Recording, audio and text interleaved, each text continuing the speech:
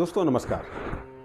मैं बता दूं, प्रेजेंट टाइम में लोग कुछ ऐसा सोच रहे हैं कि कोई ऐसा बिजनेस हमको मिल जाए जहां से मुझे कम काम करना पड़े, यानी कि हमारे पास कस्टमर खुद आए और मुझे कस्टमर के पास जाना ना पड़े। कस्टमर हमारे पास ढूंढ के आए और हमसे मिले और कहे भैया मुझे इस प्रोडक्ट की आवश्यकता है, आप मुझे प्रोडक्ट दो, है ना।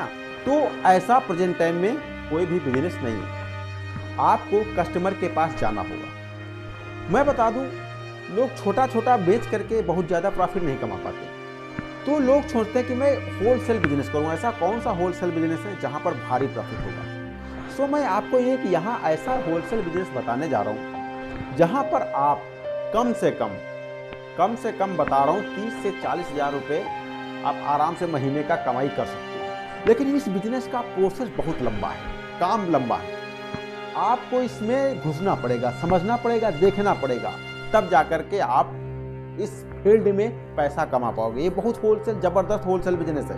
ये दुनिया का सबसे लाजवाब बिजनेस है, कंपटीशन ना के बराबर है। जब से मैं इसका नाम बताऊंगा आपने देख लिया ना कि आपके एरिया में इसका होलसेलर होगा ही नहीं, पता ही नहीं कौन होगा इसका होलसेलर, आपको पता ही नहीं होगा। बाकी सारे चीज़ के होलसेलर मिल जाएंगे, लेकिन इस प्रोडक्ट का होलसेलर आपको नहीं मिलेगा, क्योंकि इस प्रोडक्ट का होलसेलर 200-500 किलोमीटर पे बैठा होगा।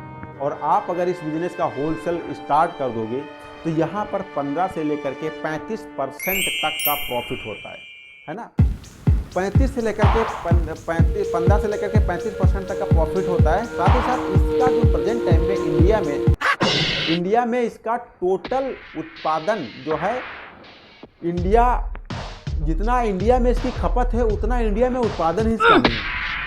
इलायची का होलसेल बिजनेस, इसका इंडिया में टोटल जो खपत है उतना उत्पादन ही नहीं है। मैं बता दूं, इसका विदेशों से भी इसे मंगाया जाता है अपने यहाँ, है ना। तो चलो स्टार्ट करते हैं, इसे कैसे करना है। तो सबसे पहले आपको पता होना चाहिए कि इसका अधिकतर उत्पादन कहाँ होता है। आप किस एरिया से बिलोंग करते हैं, कमेंट्स करके बताओ, मैं देखता हूँ आप कहाँ से बिलोंग करते हैं।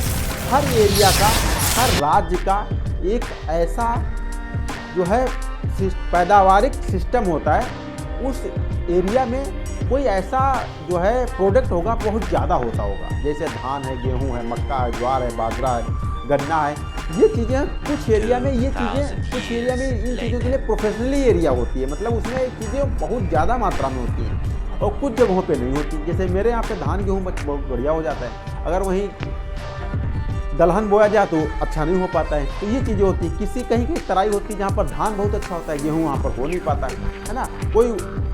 कहीं की मिट्टी बहुत बढ़िया है तो वहाँ पर जो है जो ये आलू होता है, आलू बहुत अच्छा हो जाता है। दोमट मिट्टी, बलुई मिट्टी होती है, वहाँ पर आलू बढ़िया हो जाता है, गंज अच्छी हो जाती है ना। तो ये चीज़ें हो जाती हैं। कहीं की मिट्टी जो है दोमट है तो वहाँ पर जो है मिर्च की खेती बहुत अच्छी हो जाती है। तो ये चीज़ें होती हैं। आपके एरिया में किस तरीके से कौन सी चीज़ बहुत अच्छी तरीके से पैदा हो रही है आप समझ सकते हैं, तो आप बताना कमेंट करके। तो जो इलायची का सबसे बड़ा उत्पादन स्रोत है, जो सबसे बड़ा उत्पादन, सबसे ज़्यादा उत्पादन कहाँ पर होता है, वो 3 राज्यों में होता है, केरला, कर्नाटक और तमिलनाडु। इन जगहों पर जो है इलायची का उत्पादन सबसे ज़्यादा होता है। और केरला में तो टोटल का 70% उत्पादन होता है। केरला में टोटल का, यानी कि इन तीनों राज्यों को मिला करके केरला एक अकेला राज्य है जहाँ पर प्रेजेंट टाइम में 70% उत्पादन होता है इलायची का, और पूरे भारत में इसे सेल किया जाता है।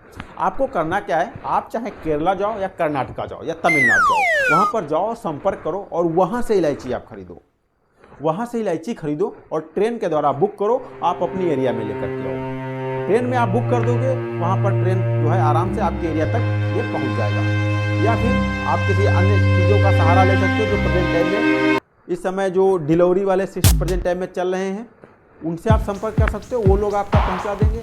या फिर जो रोडवेज वाले हैं वो लोग आपका पहुंचा देंगे। यानी कई सारे वे हैं, कई सारे तरीके हैं जिसके द्वारा आप जो है उसे पहुंचा सकते हो। ट्रांसपोर्ट सर्विस ले सकते हो। ट्रांसपोर्ट सर्विस है, यानी आपने वहाँ पर एक बोरी खरीदा और ट्रांसपोर्ट पर डाला, ट्रांसपोर्ट आपके यहाँ तक पहुँचा दिया। तो यहाँ पर मैं बता दूँ बहुत ज़्यादा प्रॉफिट इसमें होता है, यानी कि आपको यहाँ पर प्रॉफिट 15 से 35% मिल जाता है। अब आपने क्या किया, रॉ मटेरियल खरीद लिया। रॉ मटेरियल यानी आप केरला गए, केरला में भी आपको बार्गेनिंग करनी पड़ेगी। अगर आप बार्गेनिंग नहीं कर पाओगे तो अपना प्रोडक्ट आप यहाँ पर बेच नहीं पाओगे, है ना। तो आपको केरला जाना है, चाहे आप कर्नाटका जाए, वहाँ पर बार्गेनिंग करो कि हम इतने रुपए में खरीदेंगे, हम इतने रुपए में खरीदेंगे, आप कितने रुपए में बेचोगे। बार्गेनिंग करके फिर वहाँ से खरीदो।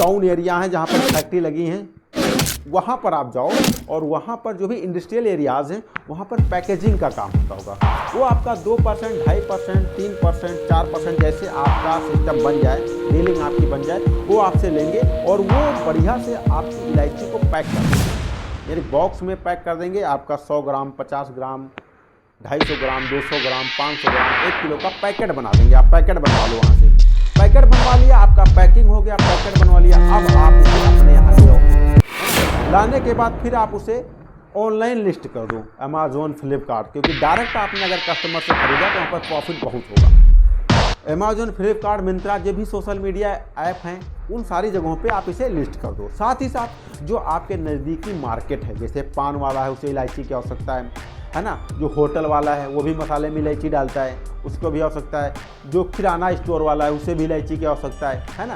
तो इन जगहों पे आप अपनी इलायची उनको दो। साथ ही साथ जो भी एरिया में, आपके एरिया में जो भी प्रेजेंट टाइम में मसाला बनाने वाली कंपनियां लगी हैं, पारस है, गोल्डी है, ऐसे ब्रांडेड आइटम जो ब्रांडेड मसाला बनाती हैं, इनसे भी संपर्क करो कि मेरे पास भैया इलायची है, क्या आप लोगे, है ना।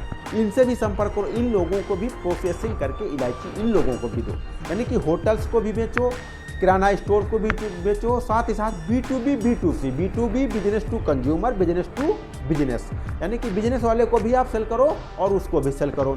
साथ ही साथ आप जो भी कंपनीज को सेल करने जा रहे हैं उनसे ये भी पूछो कि आपको किस तरीके की इलायची चाहिए, फकले सहित इलायची चाहिए या आपको दाने दाने चाहिए या आपको फकला चाहिए। यानी कि आपने एक चाय पत्ती देखी होगी जहाँ पर इलायची तो एक भी दाना नहीं मिलता, लेकिन फकला उसमें ज़्यादा मिल जाता है ना, खोखला ऊपर का, दाना एक भी नहीं मिलता उसमें। तो ये चीज़ें हो जाती है कि आप उनसे संपर्क करो कि भैया आपको किस तरीके का प्रोडक्ट चाहिए, आपको पिसा हुआ चाहिए क्या। अगर वो पिसा हुआ मांग रहे हैं तो आप पता करो कि जो है हम कितने रुपए में पिसाई करें, कितने रुपए में लेगा, कितना हमारा प्रॉफिट होगा, ये सारी चीज़ें हैं। ठीक है, आप पैकेट में पिसाई करके भी दाने का भी पैकेट करवा सकते हो। आपने इलायची देखा, बाबा इलायची प्रेजेंट टाइम में चल रही मार्केट में, लोग खाते हैं, है ना। तो बाबा इलायची ऐसी भी कंपनियों का अप्रोच कर सकते हो, इन लोगों को भी जा करके आप जो है इलायची का दाना सेल कर सकते हो। ये इलायची के दाने को मोडिफाई करके फिर पैकेट में पैक करके आप तक पहुंचा देते हैं ना। तो इन लोगों को के साथ आप बिजनेस कर सकते हो। तो ये सबसे ज़बरदस्त बिजनेस है। तो यहाँ पर ये बता दूं 15 से 30% रिटेल तो है, और यहाँ पर अगर आप बहुत ही लो प्राइस में करना चाहते हो तो कम से कम आपके पास 30,000 से लेकर के 70,000, यानी कि कम से कम आपके पास 1 लाख रुपए होना चाहिए। अगर आप बड़े लेवल पर करना चाहते हो, बड़े लेवल पर करना चाहते हो, पूरे अपने राज्य को कवर करना चाहते हो, आप अपने डिस्ट्रिक्ट को कवर करना चाहते हो, तो आपको यहाँ पर 10 से 15 लाख रुपए लगाने पड़ेंगे। 10 से 15 लाख रुपए के नीचे तो बात नहीं होगी। तो आपको एक कोई ना कोई वहाँ पर जाना होगा, केरला, कर्नाटका, तमिलनाडु में, वहाँ पर किसी न किसी दलाल को पकड़ना होगा जो इस चीज़ का स्टोरेज कर रहा होगा, है ना।